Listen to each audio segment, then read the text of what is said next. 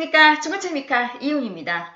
오늘은 제가 방송을 하기에 앞서 저희 유미카 구독자분들이 벌써 10,000명이 훌쩍 넘었더라고요. 정말 감사드리고요. 제가 10,000명 이벤트를 뭔가 해보려고 생각하고 있었는데 제가 시간도 너무 바쁘고 해서 나중에 우리 구독자님들께서 제일 궁금해하시는 우리 청조 할머니, 저희 엄마랑 같이 대한민국이 어딘지 한국이 어딘지 모르고 얼떨결에 따라왔던 우리 청주 할머니 모습을 보여드리려고 청주까지 가서 라이브 방송을 할 계획을 잡고 있습니다. 근데 우리 할머니가 워낙 연세가 좀 많으시다 보니까 건강도 좀 그렇게 썩 좋지 않은 편이긴 한데 그래도 제가 한번 시간을 내서 이참에 저도 못 본 지 너무 오래돼가지고 그래서 이참에 저희 어머니랑 같이 청주에 가서 라이브 방송을 한번 해보도록 하겠습니다. 우리 유미카 유튜브를 정말 많이 사랑해주시고 구독해주신 우리 구독자님들께 다시 한번 감사의 말씀을 드리고 싶습니다. 감사합니다. 그러면 오늘부터 남한정착 시리즈를 이야기하도록 하겠습니다. 우리 대한민국에 3만 명이 넘는 탈북민들이 왔지만 저처럼 정말 이렇게 10번이나 북송을 당하면서 우여곡절 끝에 대한민국까지 오신 분들은 그렇게 많지는 않습니다. 그래도 순조롭게 오신 분들도 계셨고 물론 오는 과정에 다 목숨 걸고 오지만 저는 과정에 한 10번이나 북송이 됐었고 정말 많은 곡절들이 있었잖아요. 그래도 주변에 정말 좋은 분들도 계셨고 좋은 인연, 정말 저를 도와주시는 분들이 계셨기에 제가 오늘날 대한민국에까지 올 수 있었다라고 생각을 합니다. 그러면 오늘부터는 남한정착 시리즈를 이야기하려고 하는데요. 제가 대한민국까지 오는 길에 10번이나 북송을 당하면서 정말 많은 곡절이 있을 만큼 대한민국 정착 과정도 그렇게 쉽지는 않았습니다. 원래 제가 성격이 좀 덜렁덜렁거리고 좀 나가자 정신이다 보니까 정말 좌충우돌 우왕좌왕 정말 별의별 일들이 많았거든요. 그러면 지금부터 오늘부터 제가 남한정착 시리즈를 차곡차곡 얘기하도록 하겠습니다. 지난번 북송 시리즈 마지막 회 때 저는 하나원 퇴소식을 하면서 가슴에 손 얹고 정말 이제는 자랑스러운 대한민국 국민으로서 태극기 앞에서 애국가를 부리면서 이제 퇴소식을 마쳤고 그 안에서 같이 생활하던 언니, 동생, 이모들 나가서 자주 연락하면서 살고 꼭 잘 살자라는 얘기까지 하고 이제 돌아갔다 각자의 자기 그 배정받은 집으로 돌아갔다라는 얘기까지 하고 마쳤는데요. 오늘은 이어서 뒷이야기를 하도록 하겠습니다. 저희가 하나원을 졸업하고 저는 이제 서울에 노원구에 배치받아서 그쪽에 살게 되는데요. 정말 꿈에 부풀었습니다. 왜냐면은 드디어 자유의 몸이 된 거잖아요. 북경 대한민국 영사관에 1년 2개월을 있었고 국정원에 한 달을 있었고 하나원에 2달을 있었고 근 1년 5개월 만에 드디어 해방을 맞이하게 됐고 진짜 자유를 찾은 거잖아요. 이제는 정말 자유의 몸인 거예요. 그때 그 하나원에서 나와서 그 처음으로 집을 배정받은 날 그때 그 기쁨이라는 거는 정말 말도 못하게 기뻤어요. 지금도 그때 그 순간의 기쁨은 어떻게 진짜 정말 말로 표현하기 힘들 만큼 정말 기뻤어요. 그래서 그 집 배정받고 이제 집을 하나원에서 졸업하고 버스 타고 오니까 한 12시쯤 됐더라고요. 그때 서울까지 도착하는 게. 그래서 그때 돼서 이제 도우미 이모들이 나와가지고 이제 저희들이 어떻게 그 집 배정받는 거 이것저것 또 수속하는 거 도와주다 보니까 한 집에 키를 받고 들어가는 시간이 한 4-5시 정도에 들어갔던 것 같아요. 그래서 저는 이제 집에 딱 들어갔는데 살짝 실망을 했습니다. 왜냐면 저는 드라마에서 나오는 그렇게 휘황찬란한 집을 줄 줄 알았는데 저희 생각 밖으로 정말 작은 집을 주는 거예요. 그래서 어머, 대한민국에도 이런 집 있나? 라는 생각이 들었어요. 왜냐면 저희가 생각하는 드라마에서 나오는 집은 정말 너무 멋있었는데 실질적으로 이런 집에 들어와 보니까 정말 너무 초라하고 작은 거예요. 그래도 어쨌거나 제가 엉덩이를 들이밀고 내가 살 집에 있다는 것만 해도 고마웠긴 했습니다. 그래서 일단은 집에 딱 들어가서 집이 비어있는 지 좀 꽤 됐더라고요. 그래서 집 청소를 막 하고 보니까 집 청소를 다 하고 보니까 한 3시간, 4시간 정도 지났던 것 같아요.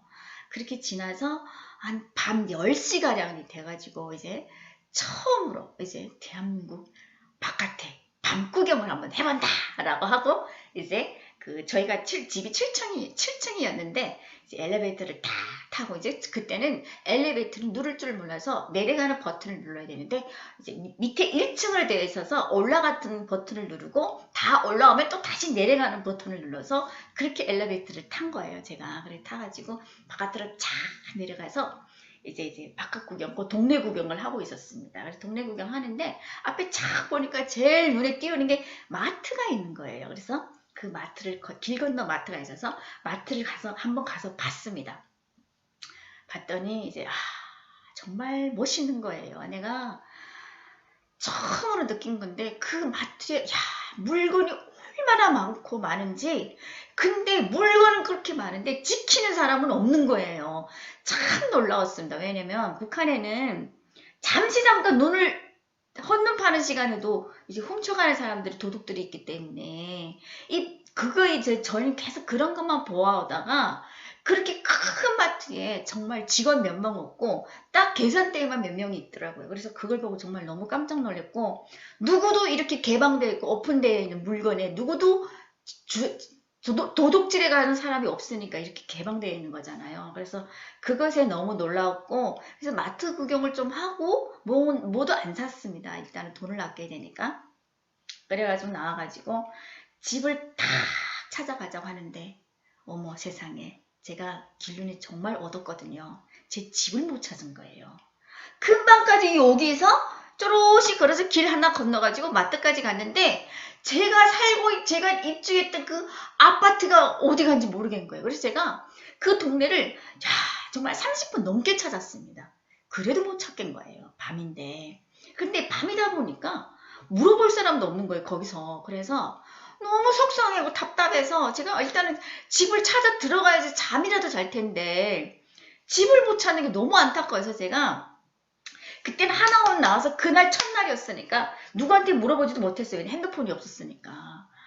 그래가지고 이제 너무 속상해가지고 이제 택시가 지나가는데 제가 택시에 탔어요. 그래서 어디 404동, 우리 집이 404동입니다 기사님. 그래서 404동으로 가주세요 하니까 그 아저씨가 나를 이렇게 보더니 어디서 왔소? 라고 하더라고요. 그래서 제가 북한 사람인데 오늘 하나원에서 나와서 지금 주변 구경을 하러 나왔는데 집을 못 찾았다 라고 하니까 막 웃으시면서 제가 탔던 자리에서 한 바퀴를 돌아서 앞으로 가시는 거예요. 그러니까 제가 나올 때는 분명히 정문으로 나와서 정문을 기억했는데 마트를 갔다 오다 보니까 어떻게 후문 쪽에 있었던 거예요. 그래서 후문은 제가 들어갈 때 정문이랑 비슷한 문이 아니어서 그것이 아닌 줄 알았어요. 그러니까 밤에 들어가고 나오다 하고 보니까 이게 정문 있고 뒤에 후문 있는 줄 제가 몰랐던 거예요.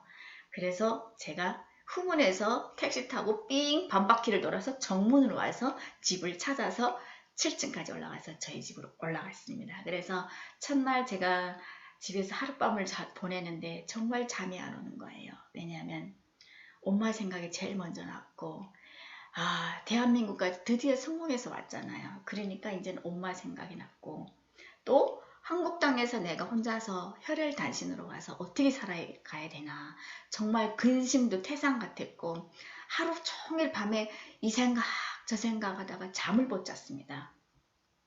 그러다 보니까 어느새 날이 밝은 거예요. 그래가지고 다행히도 우리 하나원에서 같이 나왔던 언니가 한 아파트에서 살아서 그래도 그 언니한테 많이 의지하고 살았습니다. 저희는. 왜냐면 저는 솔직히 좀 밥도 좀 제대로 할 줄 모르고 해서 맨날 언니네 집에 올라가서 얻어먹고 했었는데, 그때 하나원에서 나오고 다음날 저는 바로 핸드폰을 만들어서 개통을 해가지고 저한테 먼저 돈을 대주신 우리 보양 아저씨한테 먼저 전화를 했어요. 아저씨, 제가 하나원에서 나왔습니다. 돈을 보내드리겠습니다. 저는 이제 빚지는 걸 되게 싫어하는 성격이라 그때 그 당시에 아저씨한테 브로커 비용을 그때 아저씨가 300만 원을 먼저 보태줬잖아요.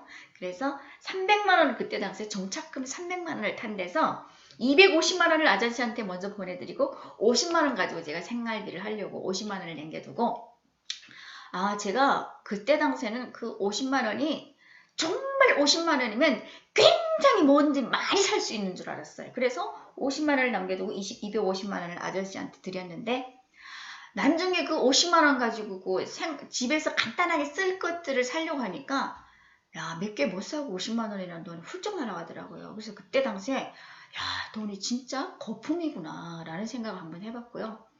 그래서 일단은 그렇게 하고 돈이 하나도 없으니까 어떡하겠어요. 제가 아르바이트를 해야죠. 그래서 다음 날부터는 이제 아르바이트를 할 일자리를 구하기 위해서 아침에 일찍 나가서 동네 그 벼룩시장 신문들이 꽂혀있는 쪽으로 가가지고 신문을 봐가지고 보면서 구인구직 광고를 찾으면서 이 일할 자리를 이제 찾게 됩니다. 그래서 그때 막 여기저기에다 전화를 해보고 했는데 야, 말투가 이제 그 사투리를 너무 심하게 쓰니까 어떤 분들은 교포죠 하고서 탁 끊어버리고 딱 끊어버리고 이런 분들이 굉장히 많으시더라고요. 그래서 어떻게 하면 일자리를 찾지 했는데 때마침 저희랑 같은 기수 동생이죠. 뭐 한 살 동생이 앞에 아파트에서 살고 있었는데 그 동생이 아침에 벼룩시장 신문을 가지고 막 달려오더니 언니 우리 일자리가 있다고 여기 가서 한번 일을 해보자 라고 하는 거에서 그래서 어디냐 했더니 강남이래요. 아 그래도 강남 하면은 하나원에서부터 강남 하면 부자 동네라는 거는 그래도 이미 알고 있어서 아 그래도 빌어먹어도 부자 동네 가서 빌어먹으면 그래도 뭔가 얻어먹을 게 있다라고 생각하고 그 구인구직에 강남만 찾아본 거예요. 그 동생도. 그래서 강남 도우미구함 거기다 이렇게 쓰고 이제 거기다 월 500만 원 이상 500부터 1000 하고 쓴 거예요. 그래서 아차 야 500만 원이면 엄청나게 많은 돈이잖아요. 그래서 그 동생이 먼저 그쪽에다 전화를 합니다. 여보세요 일자리 구합니까? 라고 물어보니까 아 그쪽에서 첫 마디 하시는 말씀이 혹시 교포세요? 라고 물어보는 거예요. 그래서 그때는 교포라고 하면은 일자리 구하기 쉬운 줄 알고 네 교포입니다 라고 하니까 아 그러세요? 하면서 몇 살이에요? 하면서 나이까지 물어보는 거예요. 우리가 몇 살이다 라고 했더니 그러면 저녁에 면접 보러 한번 오세요 라고 하는 거예요. 그래서 둘이서 이제 아싸 그래서 다른 데는 다 끊어버리는데 거기서는 면접 보러 오라고 했잖아요. 그래서 너무 좋아서 둘이서 이제 껑충껑충 뛰면서 야 그때 처음으로 이제 전화를 여기저기 했는데 다 안 받는다 하더라고. 이제 말 사투리가 너무 심하니까 처음으로 이제 면접 보러 오라고 통과가 된대잖아요. 너무 좋았어요. 그때 그 기쁨이란 건 정말 말도 못하게 좋았어요. 이제 일자리가 나타난 거잖아요. 드디어. 그래서 그 동생이랑 같이 몇 시까지 오라 해서 그 시간을 맞춰서 동생이랑 저랑 이제 그곳까지 갑니다. 그때 제가 기억이 역삼동이었어요. 강남에. 역삼동까지 딱 어디 찾아오라 라고 하더라고요. 그래서 역삼동까지 딱 가는데 그때 그 당시에는 그 친구도 그렇고 저도 그렇고 옷이 없어서 하나원에서 내준 그 옷을 그대로 입고 그분한테 통화를 내서 거기까지 찾아간 거예요. 근데 딱 목적지 그 어디까지 오라는 데 가니까 야 정말 삥까번쩍한 정말 멋있는 그런 호텔인 거예요. 그래서 우리 딱 그 입구에 가가지고 이제 전화를 다시 했습니다. 그래서 해가지고 우리가 왔다라고 하니까 로비까지 들어오세요 라고 하는 거예요. 근데 뭐 로비가 뭔지 모르지. 아무튼 들어오라는 말만 그냥 알아듣고 들어갔어요. 딱 들어갔는데 그 입구에 어떤 남자분이 이제 안내를 하더라고요. 그래서 이쪽에 안내를 하면서 누구한테 전화를 하는 거예요. 이제 우리랑 통화했던 그 여자분한테 전화를 한 거예요. 그래서 왔다라고 얘기를 하는 것 같아요. 그런데 한 몇 분 안 있어서 그 여자분이 이제 엘리베이터를 탁 타고 엘리베이터 문이 착 열렸더니 정말 예쁘게 생긴 여자가 야 정말 예쁘더라고요. 그때 그 여자가 정말 예쁘게 생긴 여자가 아래로 양복 정장을 딱 입고 우리를 만나러 이제 엘리베이터에서 탁 내리는데 우리를 보더니 하고 깜짝 놀라서 뒤로 나가는 거예요. 그래서 그러더니 한참 서 있다가 다시 우리한테 이제 차분하게 그러더라고. 그러면서 이제 그 소파에 그 로비 소파가 있더라고요. 그래서 앉으라는 거예요. 그래서 앉았습니다. 우리 둘이서 앉아가지고 그 남자 직원한테 커피를 가져오라 라고 얘기를 하더라고요. 그래서 우리는 커피를 먹을 줄 모른다 라고 하니까 이제 차를 갖고 오라 해서 차를 이제 두 잔을 딱 갖다 놓고 얘기를 하는데 너희들은 어디서 왔니? 라고 하는 거죠. 웃는 표정으로. 그래서 사실대로 얘기를 했습니다. 우리는 북한에서 왔고 지금 어제 하나원을 나와서 그저께 하나원을 나와서 지금 일자리를 찾는 중이다. 근데 여기서 이 도우미 벼룩시장 신문을 보니까 도우미 일자리를 구한 데서 그래서 여기를 왔다라고 하니까 도우미가 뭔지 아니? 라고 물어보더라고요. 그래서 도우미가 그냥 이렇게 도와주는 사람 아니냐라고 하니까 그 여자분이 너무 어처구니가 없는지 막 앉아 웃으시더니 도우미는 여기는 접대하는 데야 라고 하는 거예요. 그래서 접대? 우린 접대면 더 좋습니다. 우린 정말 접대 잘합니다 라고 했더니 더 황당해 하시는 거예요. 왜냐면 북한에서 접대는 여기서 말하면 서빙이에요. 그러니까 말이 틀리는 거예요.